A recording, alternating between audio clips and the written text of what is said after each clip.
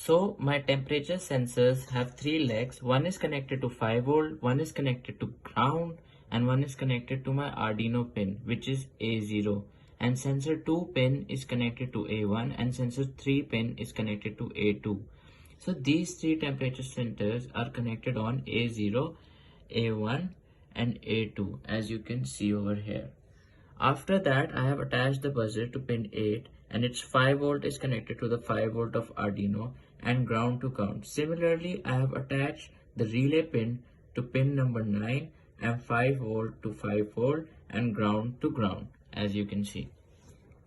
After this, so when I uploaded the code in Arduino, I have successfully received the data of the sensors on the Arduino serial monitor. I will show you just right here.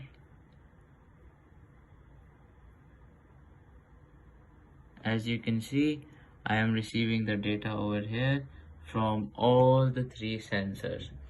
So on this note, and before that, like if I were to hold one of the sensors and warm it up to increase the temperature, I can show you that the buzzer will indicate that the temperature is going higher. I will just hold sensor number 3 here. Just give it a moment.